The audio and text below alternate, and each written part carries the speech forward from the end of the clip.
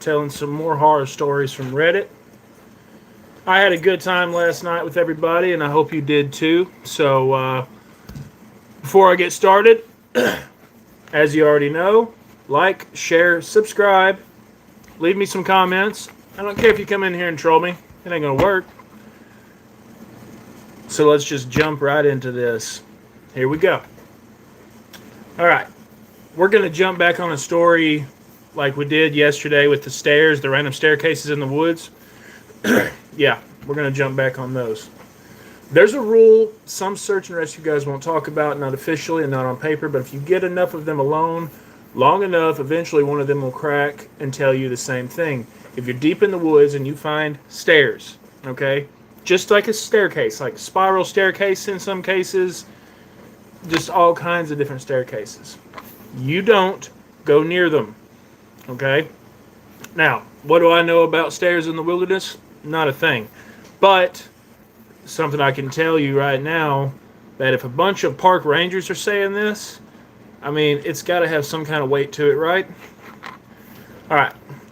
It started off with a call about a missing hiker in a national forest. Middle-aged guy, experienced, knew the trails. He'd gone off route just a little, was out, and that was 3 days ago. But by day 4, they sent in a search team. One of those guys, we'll call him Daniel, had been doing his job for years. He wasn't new. He wasn't jumpy. He had seen things in the woods. He had seen animal attacks. People would get lost and, didn't make it back. Nothing really got him anymore. At least that's what he thought. They spread out in a grid, radios crackling every few minutes. They would say anything, negative. Still moving north, standard stuff. Around mid-afternoon, Daniel started noticing something strange. The forest got quiet. And as we talked about yesterday, when you're out in the middle of the wilderness or the forest or wherever you're at, and it gets dead quiet, loud, just so quiet that you can actually hear your own heart beating, keep your eyes open because something is watching you. Okay. And this was not a normal quiet, not a peaceful nature quiet. Dead quiet. No birds, no wind, no insects. Just the sound of his own boots pressing into the dirt. He stopped walking. He listened. He heard nothing. That's when he saw them. About 40 yards ahead, just sitting there in the middle of the trees, a staircase. Concrete, old, cracked, like it had been there for decades. It didn't connect to anything. No house, no foundation, no ruins, just stairs. Going up maybe 10 steps, and they ended into nothing. Now, here's the part that messes people up. Daniel didn't feel scared at first. Okay, you got to think. He's been out there. He's used to being out in the middle of nowhere. He's used to doing search and rescue. But this one kind of just had him thinking. He felt curious, it says. Like something in his brain said, go look. He radioed it in. Hey, I've got something weird out here. They asked what kind of weird. He said, stairs. There was nothing back. Then, mark your location, stay away from it. Daniel frowned. Stay away from it? Yeah, don't approach, just keep moving. That should have been enough, but it wasn't. Because the moment he stepped closer, the silence got worse. Like the air itself was pressing in on him. His ears started ringing, low, constant, and then he heard something. Just a voice. A soft voice from the top of the stairs, and it said his name. Now this made him freeze. Nobody on his team was supposed to hear him. Nobody knew exactly where he was.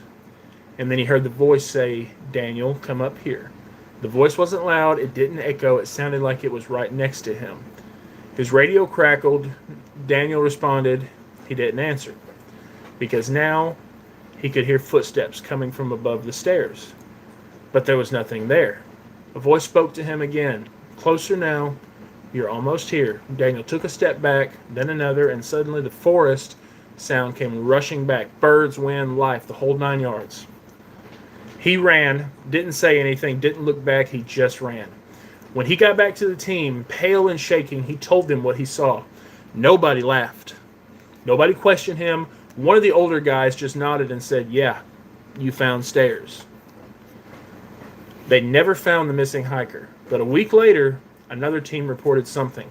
Same area, different crew. They found stairs, same description, same place, except this time, at the top, there were muddy footprints like someone had just climbed them.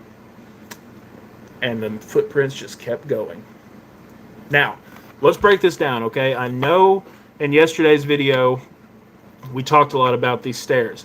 And I know some of you are going to be in the comments saying, Nathan, that it's just complete BS. There is no stairs, random stairs out in the wilderness. And my answer to that is neither one of us have proof of that. So there's really no reason to talk about it unless one of us gets proof. Now, am I willing to just take a 3 or 4 day hike into the middle of nowhere? Not right now. Okay, I'd have to have a pretty rough few months to want to go into the woods for that long. So, whether you believe in the stairs in the wilderness or not, understand this. If you ever actually do come across them, one of two feelings is going to happen. You're going to remember this video and you're going to think, well, what does a guy on the internet know? Your second thought is going to be, what if I just went close? Just in case, first of all, take your phone out, take a picture. After that, I can't tell you what to do because this is something that isn't reported on very often unless you're in the circles of the park rangers. But I would be interested in knowing if anybody watching this video knows a park ranger that is at one of the bigger parks out west, and that could actually get on here and tell me. Send this channel a message saying, hey, I'm a park ranger, and if you've got stories to tell, we'd love to tell them. So, all right. Let's change gears a little bit. The story is called The Man in the Hallway Camera.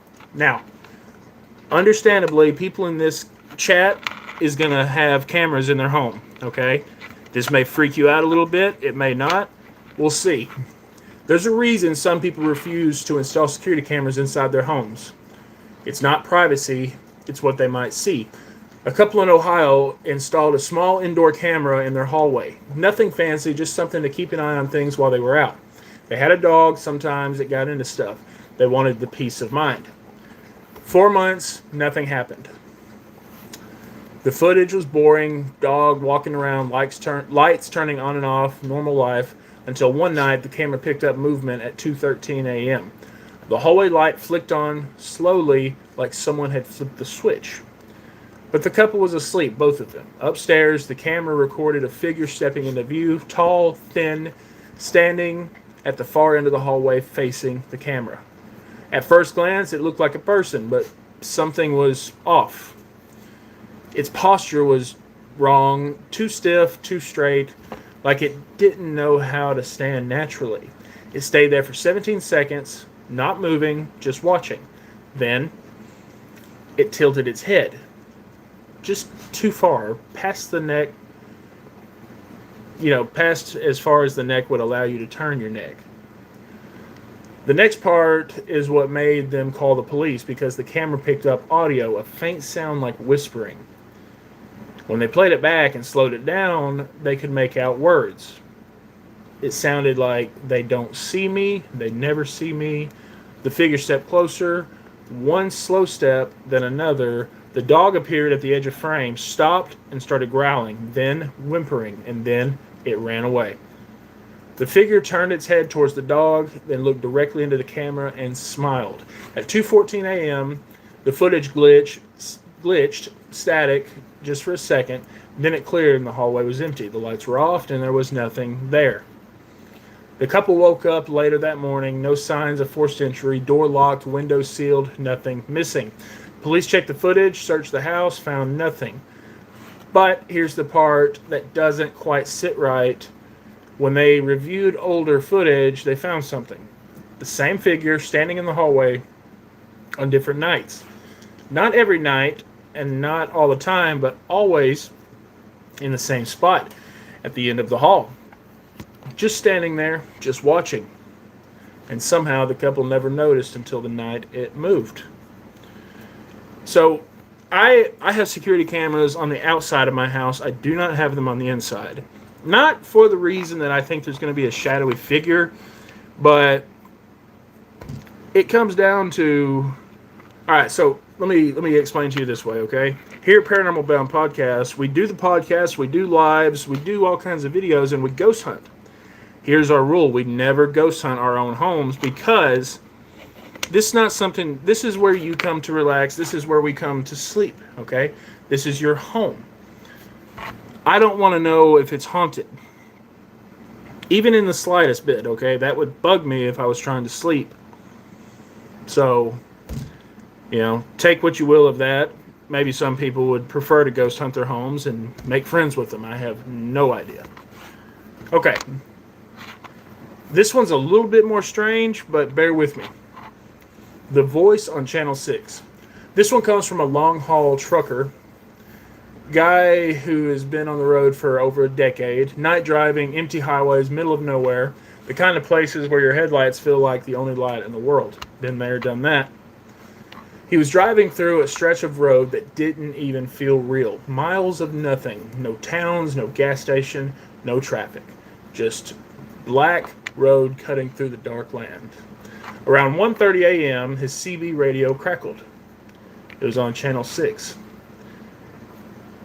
It said, "You see it yet?" He frowned.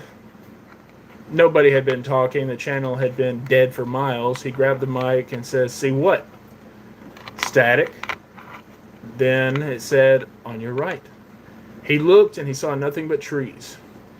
And then it said, "You're getting closer." His stomach tightened.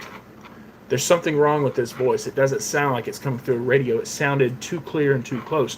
For anyone who has ever heard a CB radio, there is nothing clear. I mean, I swear, the longer that you're a trucker, you're going to realize you're going to get better at hearing voices on a CB, not ghostly voices. You're going to get better at hearing the people that's talking to you.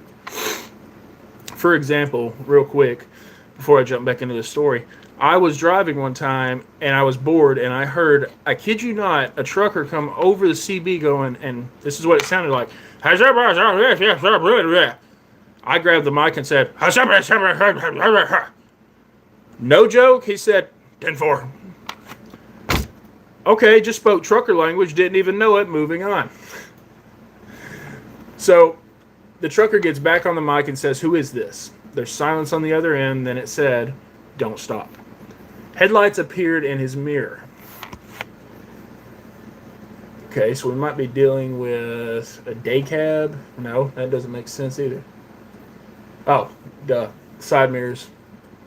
A car. Way back, too far to make out for details. It doesn't look like... the voice says, "It doesn't look like you when you stop." His grip tightened on the wheel. The radio went dead. He drove another 10 minutes. The car behind him never got closer, never fell back, just stayed there at the exact same distance. Then the radio came back on. The voice says, "You see it now." He looked onto the right again, and this time he saw something. Standing just off the road, tall, something really too tall. Its arms hung low, long, almost like they were touching the ground, and it wasn't moving. But as his truck passed, it turned its head, following him, kind of like one of those. The headlights behind him flickered once, twice, then they went out. Gone. His radio hissed again, and it said, "It saw you." He slammed the mic down, didn't answer, didn't speak, just drove. Faster now. Another 20 minutes. Another 30, finally. Lights, a gas station. He pulled in hard, jumped out, heart pounding. Inside, the clerk looked up, calm, a little too calm. The clerk said, "Long night," the clerk said. The driver nodded. "Yeah, you ever hear voices on Channel 6 out here?" The clerk paused, then smiled. "Yeah, people say you hear things out there." The driver leaned in and said, "What kind of things?" The clerk's smile didn't change. "The kind that follow you." The driver turned toward the window, back toward the road, and for just a second in the reflection, he saw something standing behind him, something tall, something waiting. Now, obviously, I don't see much truth in that story, which you're going to come on Reddit, you're going to come across stories that just sound like BS. That's one of those that would have made a really good short film.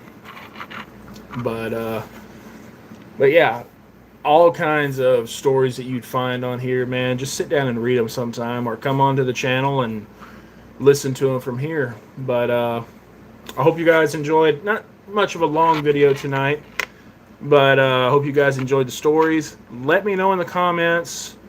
You know, let me know what you guys think about these live videos that we're going to start doing every day. And it's not just going to be me. Ronnie and Rachel are going to get on and do it a couple of times a week.